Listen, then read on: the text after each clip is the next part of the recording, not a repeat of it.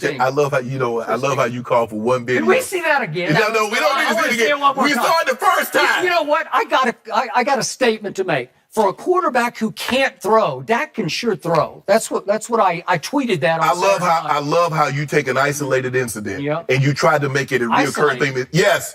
Yes. He did that in the first. He digging and dacking. Yeah. And we all know this. Okay, what about the other 8? You didn't call for any of the other 8. I'm curious. Okay, well, I'll call for another one. 3rd and 6, another third down conversion at the Rams 24. Oh, guess who? Guess who's back? Jason Witten is back. The guy who could outrun Shannon Sharpe right now barefooted. No, he could outrun you barefooted. Look at this. Look at that man walking. Look at this. He pushed off. That's walkthrough. That's a walkthrough.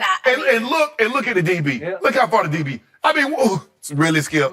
Why would you continue to backpedal on him, Skip? When was the last time Jason Witten ran a go route from a flex position? Really? The man's running an end cut. He's running a stop. What it was. It was against Detroit in a playoff game that they stole at Jerry World. How long ago that be? That's impressive. That was 2014. That is well done. Exactly. Yep. So, Skip, look, I understand what Jerry's doing and what you try to do with these young guys that's coming in, and if you're going to count on them, Skip, you try to build their confidence. And the coaches is one thing. Players say, oh, man, bro, you're doing a really good job. The head coach, oh, your position coach, you're doing good. But the owner, when the owner comes out and says, woo, this kid really has it. This kid is really showing me something. That gives him confidence. But Jerry Jones is out of all his mind if he thinks that kid can do what Ezekiel Elliott can.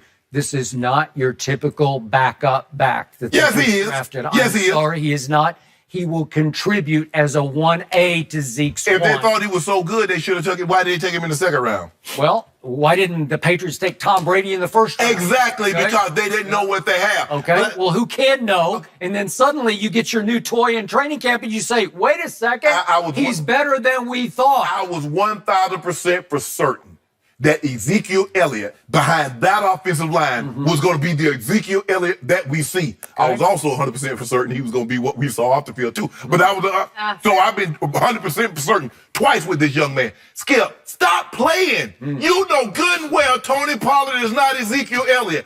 And guess what? That's why you ain't watching TV. Because Dallas is going crazy, replaying this Jerry Jones. Zeke who? Oh, for Zeke sure. who? They love it. Oh, Zeke Rocky Arsenal. That's his. Turn the TV. We ain't watching this foolishness. By the way, we have Eric Dickerson coming on a little later, and he's connected closely with Rocky and Zeke, and we'll get some inside info from him. Yeah. But here's all I know. Advantage Jerry, because I still think they will get this deal done before the we didn't get done. We didn't get it done. But the point you're hoping. I don't hope nothing. We can win the first 2 without Ezekiel Elliott. We could maybe win the first 4 without Ezekiel Elliott.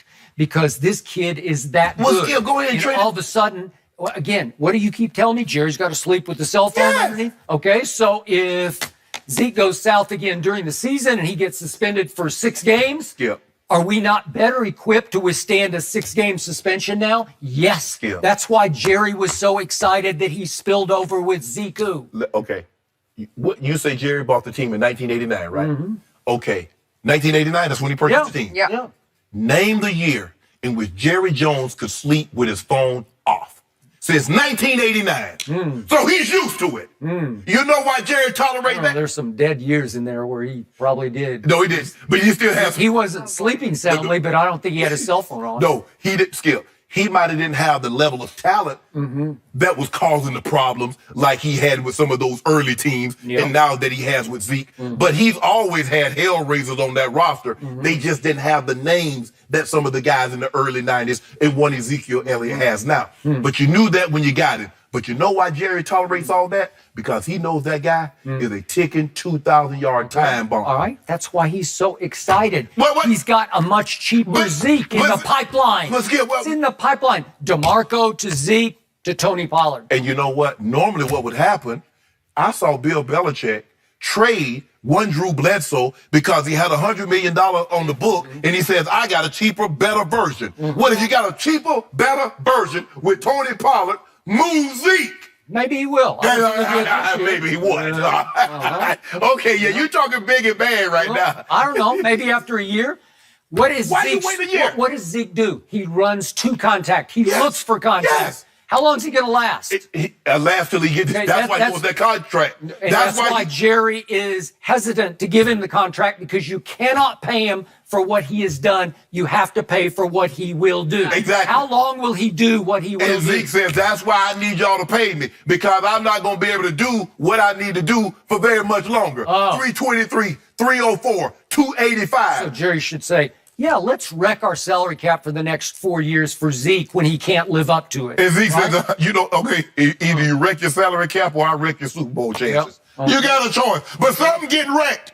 Something getting driven into the ditch. You want your Super Bowl chances driven in the ditch, or you want your salary cap driven in the ditch. But one of them going in the ditch, Skip Bayless, and I hope you got AAA, because ain't nobody coming to help you get out.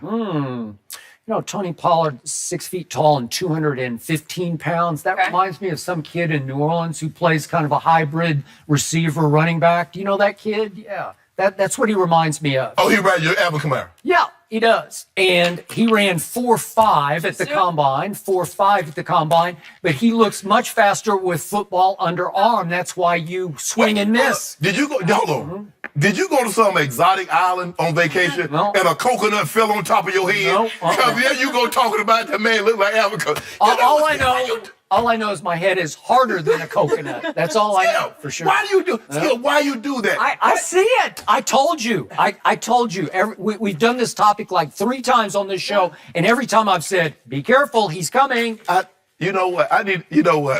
I'm throwing my glass away. I need that kind of. Who was that doctor that did your surgery? Because I'm not seeing what you see. What did I tell you about Baker Mayfield? And then also, shake and bake. Look at that. Year, and shake all and bake. all of a sudden he's shake and bake.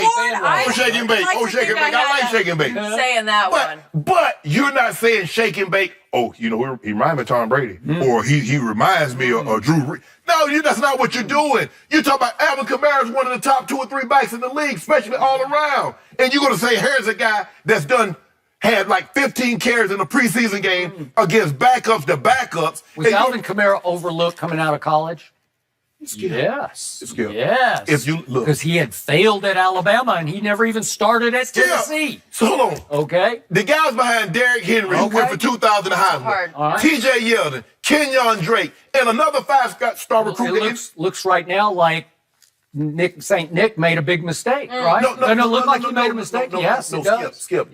Look, 2 things can be true. Maybe in that system, Coach Saban likes power downhill backs. That's why Josh Jackson couldn't get on the field, because he was more of a Alvin Kamara type. Okay, he got on the field against Oklahoma. I know that. But I'm saying, Skip, you look at Coach Saban's backs, most of those guys are downhill runners. And Alvin Kamara didn't fit that mold. But to say that Pollard is Ezekiel Elliott, Skip, you ought to be ashamed. So, Shannon Sharpe, what? I'm here to tell you that Jimmy Pollard is going to make you eat Jimmy Pollard. Jimmy Pollard. Tony Pollard, Jimmy, whatever his name is. He's just going to be another GM. We'll remember this. Yeah, Jimmy Pollard. Was the Raiders GM crazy to make such a strong statement about Antonio Brown?